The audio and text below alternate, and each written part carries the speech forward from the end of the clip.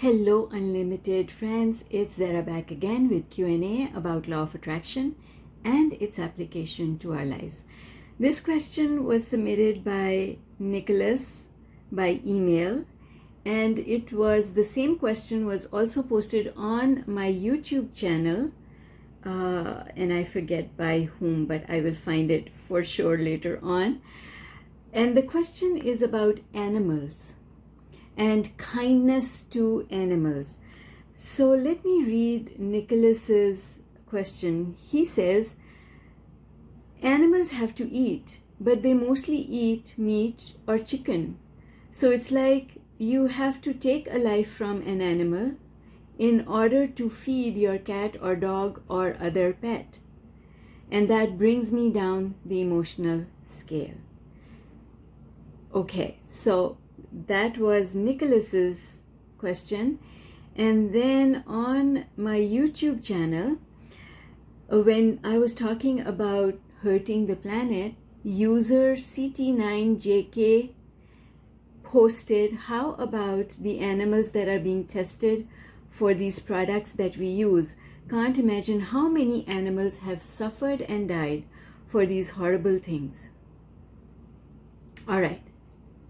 So the theme today is all about animals and kindness towards animals. Let's get started. And just before I do, if you're new here, welcome. I'm Zara Mahoon. I write the blog zmahoon.com. This channel is my virtual hot seat where I answer questions from my subscribers.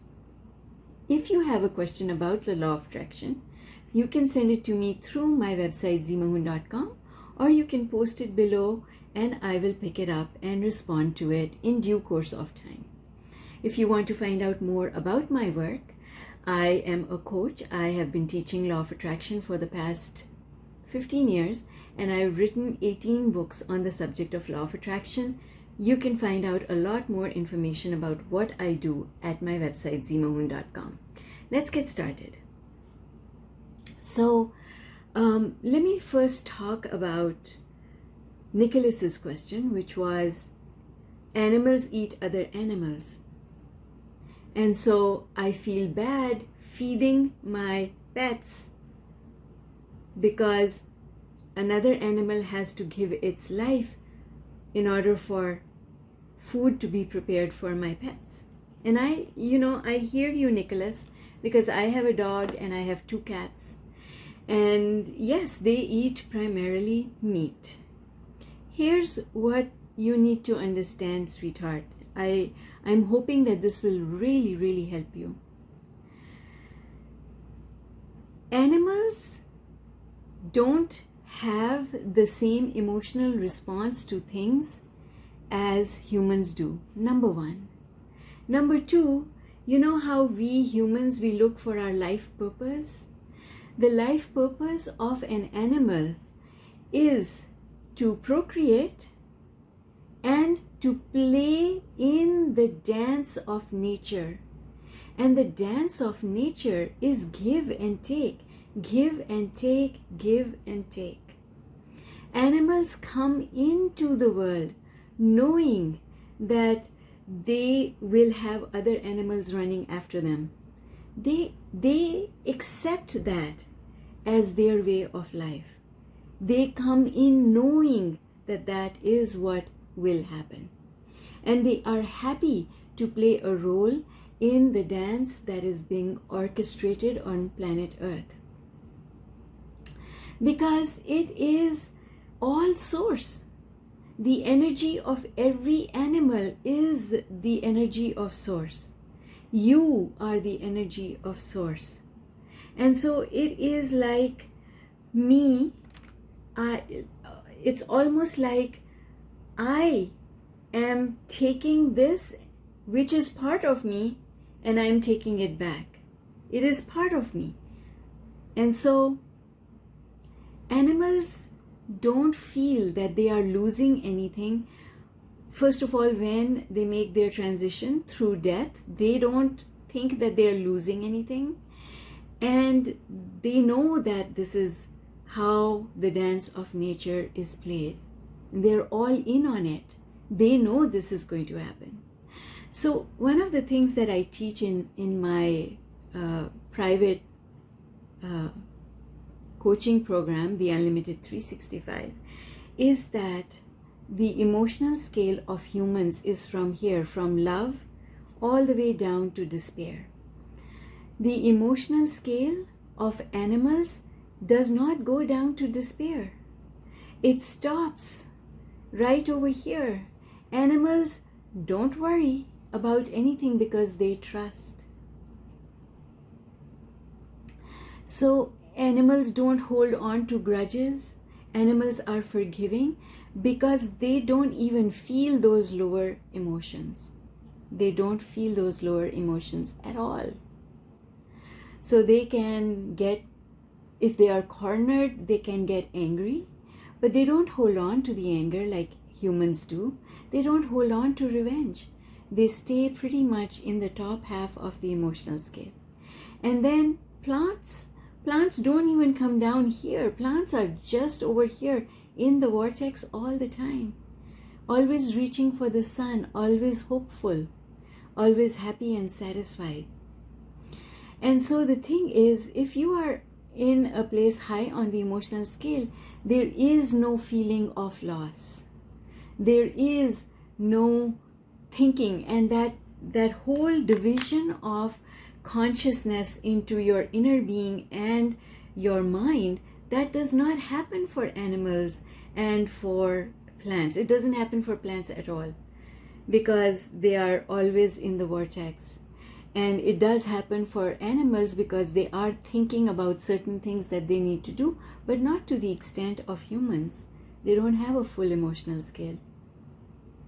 And your inner being, and that which we call source or God or the universe, only has this tiny bit of the emotional scale. That's why source always stays in a vibration of love, because source does not have access to any other emotion except love. And so what I'm here to tell you is, animals don't feel bad about the way their lives work. That is their objective, that is their purpose in life, is to eat and be eaten and procreate and trust. Whereas the life purpose of humans is different. It's about freedom, growth, and joy. For animals, it's not the same. And so I want you to stop feeling bad for animals, because there's nothing bad going on. I mean, here's how I look at it. It's the same source that is flowing through a dog, a cat, a goat, and it is the same source that is flowing through a carrot. If you cannot eat an animal or feed an animal to your dog or cat, then you should not eat carrots either, because carrots are also made of the same source energy that you are made of, that your cat and your dog are made of, that the lion in the jungle is made of. It's the same source energy. It is in the plants, it is in the trees, it is in all the fruits, it is in the vegetables, fruits, and nuts, and grains. It's the same energy. So it is energy consuming energy. There is no differentiation.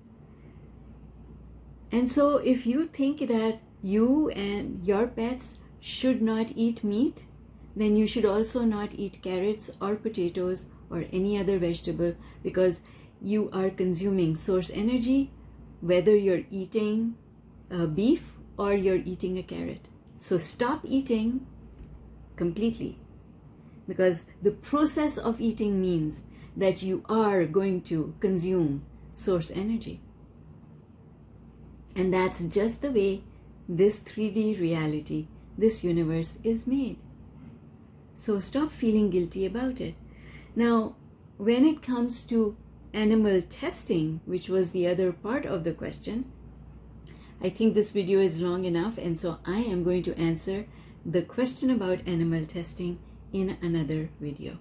I hope this makes sense to you, Nicholas, and I hope that it makes sense to all those other people out there who think that there is something wrong with eating meat. I mean, some people will eat fish, but they won't eat meat. But fish and beef are the same, made of the same source energy. There is no difference. If you can't eat one, then you can't eat the other one either. All right, folks, that's all I'm going to say on that subject. I hope that this helps you. And if you want a PhD in Law of Attraction, I invite you to join my group coaching program, The Unlimited 365. You can most definitely send me a message to find out more about the program. Bye for now.